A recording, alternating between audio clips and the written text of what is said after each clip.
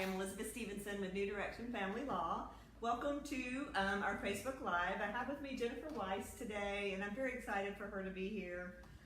She is Executive Director of the Hope Center, and they provide support services for, I guess, for teens aging out of foster care. So Jennifer, just introduce yourself and tell a little bit about the Hope Center. Thank you, Elizabeth. It's wonderful to be with you today.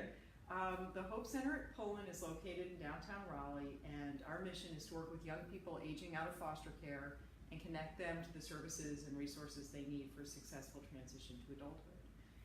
We have two main pillars of our program. One is working closely with the county for young people 13 and up who are in foster care, and then the other when they're between 18 and 21 and they age out, we work closely with those young people and provide them case management to help them move forward. That's great. Tell us a little bit about, because a lot of people, we've heard of foster care, but it's not part of our lives. So talk a little bit about how many kids are out there, just in Wake County alone. In May, in Wake County, news reports stated that about 660 young people were in foster care in Wake County. These are young people who, because of experiences of abuse or neglect, were removed from their homes and placed in other environments. And there's a lot of disruption in their lives, and they face a lot of challenges. And so we provide a lot of support for young people when they are in foster care. We partner with the county. Something we're really proud of at this time of year in particular is we connect these young people who are in foster care, who are in middle school and high school, with tutors. So we have volunteer tutors who meet regularly with them and try to keep them at grade level or even above, because many times young people in foster care, once they've been removed, there's a disruption from where they were in school, and sometimes they have alternative placements, so they're placed in multiple foster settings and they're changing schools and classrooms, and so it's really hard to stay on top of your studies. Right. So, so what happens if you turn 18? Are you just out of the system, or how does that work? Very good question. Traditionally, when you aged out at 18, you were pretty much on your own, which is terrifying. Oh my gosh. Yeah.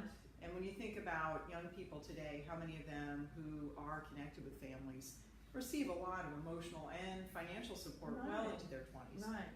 Now, thanks to some legislation that was implemented a couple of years ago, young people can opt back into the system and be in what's called extended foster care between 18 and 21.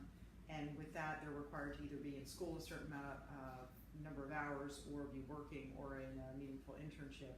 And they are eligible to receive a payment sort of comparable to what a foster family would receive.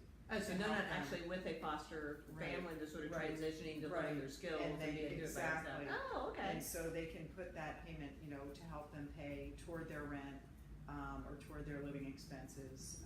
So it's a wonderful step in the right direction. Right. It's still challenging even at, to ramp up between 18 and 21 and be self-sufficient by 21. This may be an odd question, but do some foster families, even though they're not fostering, do they still help and support and provide like a parent role? Or well, that's a good question. I mean, some foster parents are very supportive and continue to stay in touch, and one of our jobs is to try to help these young people identify supportive adults in their lives, so that they have that support network. And then some have mentors that they've met through the Hope Center, and so they keep in touch with those folks. And for our young people who have aged out, who are parenting themselves, we also try to connect them to parenting mentors, so to help them become better parents and give them the support you need as a parent. Do you find that they have, just because of their situation, have sort of mental health, emotional issues that, other kids that are 18 and have families that support them? That's another challenge. There are a lot of obstacles. These are really resilient young people. They've been through a lot of abuse and neglect and trauma, and they are amazing with what they kind of bring and their will to do well. But many of them do face mental health challenges and other challenges, physical health challenges. So we try to connect them to resources and also have trained folks on staff to walk beside them. We've got 7 who are currently at Wake Tech, and we're really excited about them. One of my transition specialists said to me on the way out of the office today, she was like, yeah, our phones burn up when they need something, because we try to be there. We're the call that they make when they don't have a parent to call. Wow, And so, that's amazing.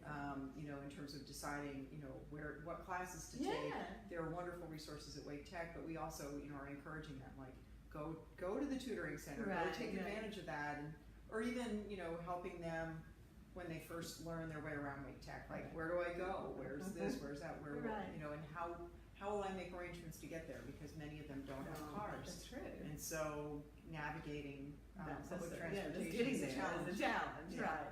So tell me a little bit about the staff. Let's talk about services you provide. Do you do direct, like, hands-on services for kids?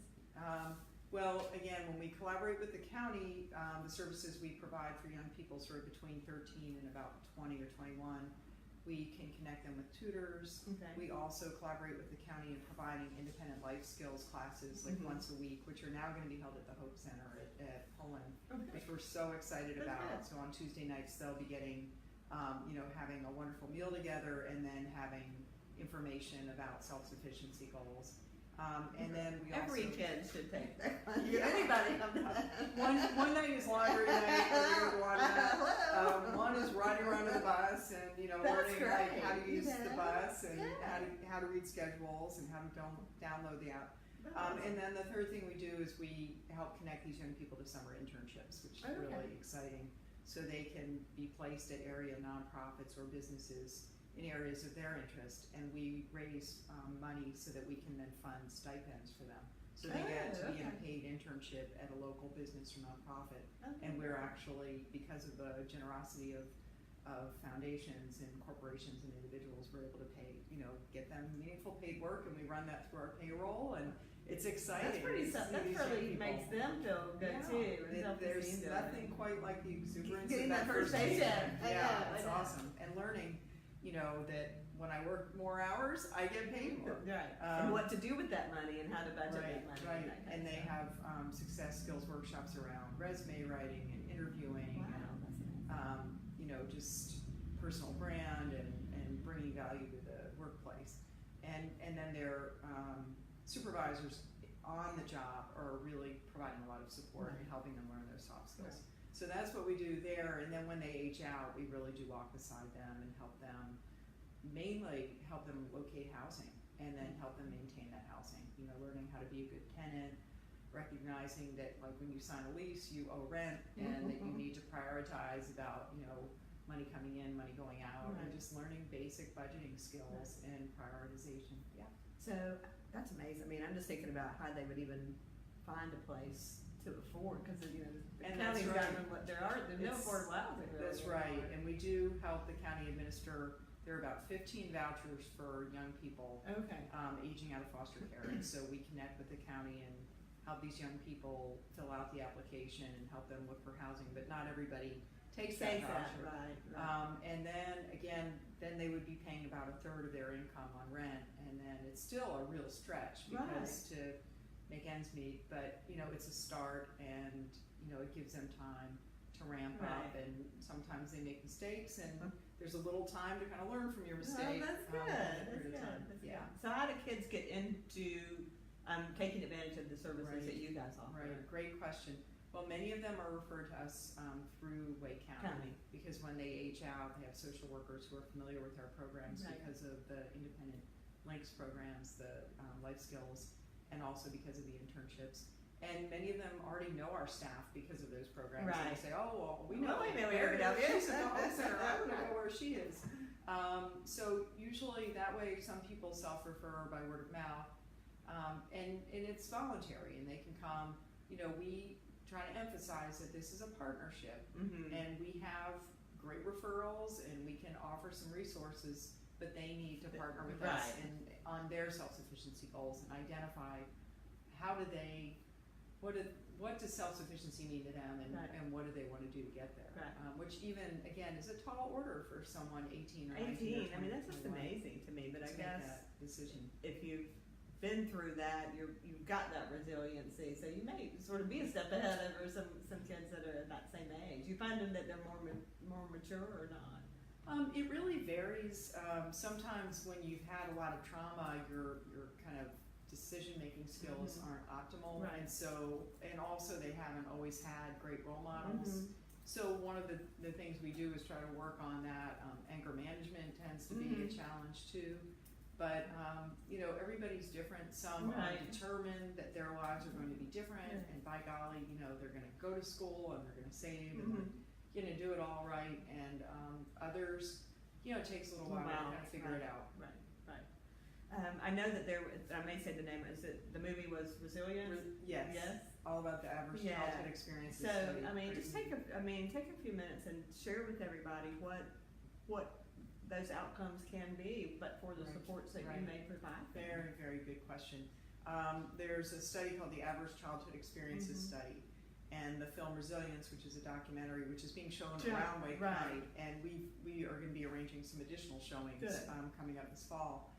Talks about kind of the public health implications of what it means when you have numerous adverse childhood experiences, such as having a parent who's severely depressed, or witnessing domestic violence, or suffering the death of a parent, a number of disruptions. And many people may have a one or two of those. That's common. But if you have a lot without successful interventions, there's really a higher risk for physical and mental health challenges down the road, even to the point of like morbidity and mortality rates. So it really is sort of this public health. Oh, that's what I was going to say. Epidemic, and it's something that I'm pleased to see that the leadership in Wake County is really trying to instruct people about it, and both teachers, law enforcement, social workers, the general public, clergy, getting to the point of not saying why did you do that as much as what happened to you, and recognizing with children who are really hyped up that they may really not be having behavioral problems as much as this is their reaction to trauma. And how do we provide support? So when we work with young people, we use trauma-informed care in terms of the way we partner with them, but also when those young people are parents themselves, we really try to provide them with support around parenting to try to break that cycle of abuse. Exactly. Well, tell folks how can people can folks volunteer with you? How do you get involved with the Hope Center? Okay, thank you. We have a website which is hopecenter@pullen.org, so I hope people will visit that. There are many ways to volunteer and contribute. Folks can donate meals, prepare meals for our Wednesday life skills lunches for our young people who've aged out. They can also volunteer to be tutors if they make a commitment of once a week, for at least one academic year, to walk beside these young people and help them with their academics. They can volunteer to be parenting mentors to help our young people who are parents. They can provide donations. Some people like to donate toiletries, and on our website there are some personal care items, laundry detergent, bus passes. And they can also basically, make contributions, because that's how we can, walk beside these young people. That's how you have the staff that you have. I'm sure you get some grants, but a lot of it is on your, sort of on your shoulders to go out and raise the funds for them to be able to do that. Tell us about, you have the best fundraiser. It's the mac and cheese. Oh my God, it's so good. Everybody's got to go. I'm just telling you. Jen went last year. Behind the scenes, it's so good. Start your engines. When is it? It's September 16th. Right. It's going to be downtown in kind of that city market area. You can get tickets online through the Relish website. Okay. And the tickets are $25 each. It's the best bargain in town. Oh my God, it's so good. I think we've got lined up 9 mac and cheese makers and maybe 5 or 6 drink shakers, so people can sample cocktails and also sample all kinds of mac and cheese, and the proceeds go to the Hope Center, and there are many area restaurants competing for the best mac and cheese and the best mixed drinks. And we'll put that on our website and on our social media pages to connect you to the Hope Center so that you can get your tickets to go to that. You can go to our website, or you can also go to the Relish. And is there live music again? Last year there was amazing live music. It is a fun time. It is a fun time where people from like all across the area come, Right. young and old, and it's really It's really exciting. fun. And I think there are going to be 2 special raffle prizes this year, so That's great. I'm excited about that. And we actually have someone watching, Miss Kristen, if you guys want to say hello. She said that she emailed the office manager at the Hope Center last week, and so she's hoping to hear back soon from them. So, Oh, very good. garnering interest already, which is awesome. Well, Thank good. you. Well, good. Thank you. We will be back in touch. Yeah. Well, Jennifer, you guys do great work. You know, Thank it's you. folks like Thank you you for your that support. help the county and the citizens and all our children. You know, be making their way. So thank you for coming. Thank We you. It was appreciate a pleasure. Thanks. Thanks so much. Right. Bye, guys. Thanks.